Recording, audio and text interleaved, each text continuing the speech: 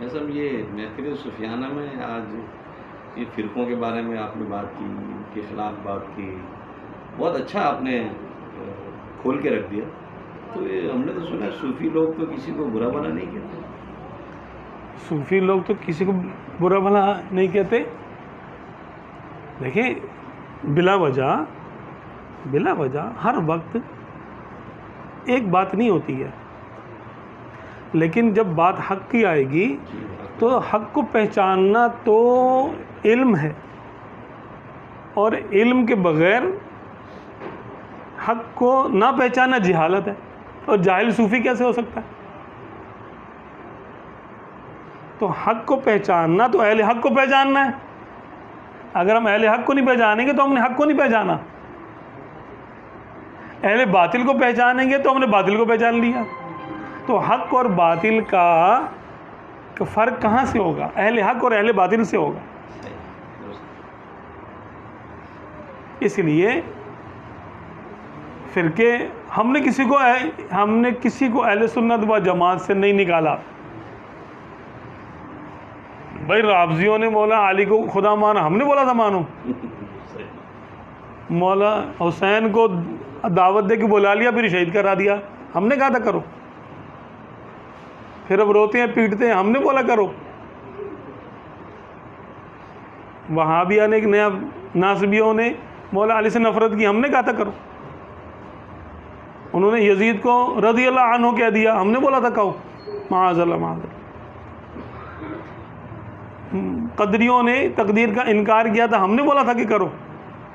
جبریوں نے اختیار انسان کا انکار کر دیا، ہم نے کہا تھا کیا یہ عقیدہ اپناؤ. وہ آیتیں اور احادیث کا غلط مطلب سمجھے.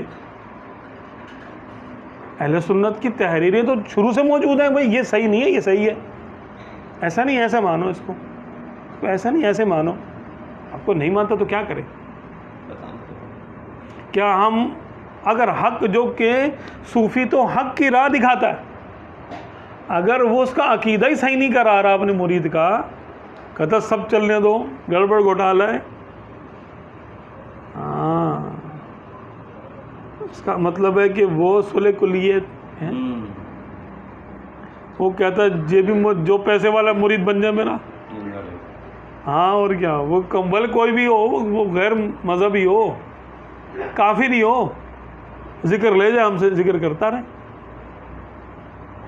کہ آپ صلی اللہ علیہ وسلم نے ایسے ہی فرمایا تھا.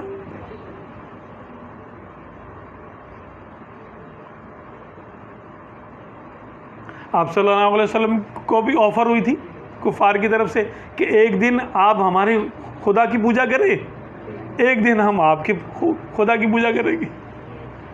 تو کیا آپ صلی اللہ علیہ وسلم نے ان کی بات مان لی تھی کیا؟ وہ مل کے رہتے. بظاہر کوئی کہنے والا کہہ سکتا ہے ایسے کہ مل کے رہتے، کوئی جنگ و جدل نہ ہوتا. Islam is for peace, religion of peace. اسلام امن کا درس دیتا ہے. تو کیا اس کا مطلب یہ ہے؟ اب صلی اللہ علیہ وسلم نے تو منع فرما دیا، ایسا کچھ نہیں ہے. اللہ تعالیٰ نے وحی نازل کر دی کہ ایسا نہیں ہوگا، آپ ایسا نہ کریں ہرگز. اے محبوب ان کی بات مت مانیے گا.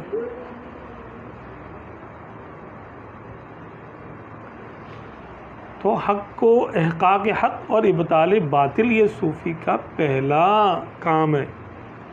وہ تو آپ کے نفس کی چھپی چھپی باتیں بھی لے کر آنا اس پہ ضروری ہے. یہ تو عقائد کی بات ہے. یہ تو عقائد کی بات ہے. عقائد میں تو حق کو حق بولنا اور باطل کو باطل بولنا ضروری ہے. سب سے بڑے صوفی امت کے داتا صاحب رحمۃ اللہ علیہ فرماتے ہیں کہ سب سے پہلے صوفی امتیوں میں اور سب سے بڑے صوفی اور سرکار عالم صلی اللہ علیہ وسلم کے پہلے سجادہ نشین حضرت ابو بکر صدیق رضی اللہ تعالیٰ عنہ ہوئے ہیں. آپ نے منکرین نے زکوٰۃ پر جہاد کیا، آپ نے ختم نبوت کے منکروں پر مسیلمہ کذاب کو واسر جہنم کروایا. 36,000 اس وقت کے مرزائی مسلمائی ان کو کاٹ کے رکھا. صوفی تھے لیکن تلوار اٹھائی حق کی خاطر. تو ان سے بڑا کوئی صوفی ہو؟ اصل میں بس اپنے حلوے مارنے کا چکر ہوتا ہے اور تو کچھ بھی نہیں ہے. آتا رہے چلتا رہے، کوئی کچھ نہ بولے، یہ تو نفس پرستی ہے. ایسے صوفی نماز نہیں پڑھتے، ہم کو نماز پڑھنے کی کیا ضرورت ہے. وحدت الوجود کی غلط تشریحات کرتے ہیں.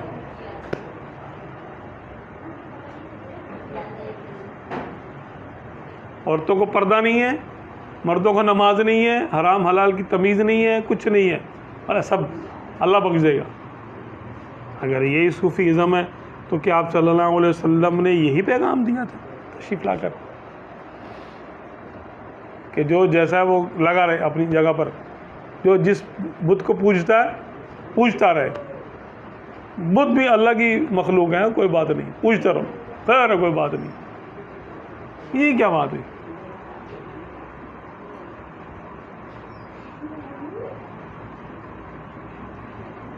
ایسا تو کہیں نہیں ہے نا. تو ان کی اپنی، اسی لیے یہ علماء سے بڑا چڑھتے ہیں. جی اس قسم کے جو 100 فی ہوتے ہیں نا، جن میں 100 فی ہوتے ہیں. فی کیا ہے؟ ایپ کو بولتے ہیں. تو جن میں 100 فی ہوتے ہیں وہ جو ہیں وہ پھر علماء کو پڑھ جاتے ہیں کہ یہ مولوی تو ایسے ہی بولتے رہتے ہیں، مولوی لڑاتے رہتے ہیں اور صوفی جمع کرتا رہتا ہے. ارے پیشاب اور دودھ کو جمع کرو گے، حلوے اور پخانے کو جمع کرو گے، یہ کیا جمع کرنے لگے بھائی تم لوگ؟ کیا ایمان اور کفر دونوں برابر ہیں کہ آپ صلی اللہ علیہ وسلم کو سچا کہنے والا اور معاذ اللہ آپ صلی اللہ علیہ وسلم کو جھوٹا کہنے والا برابر ہے؟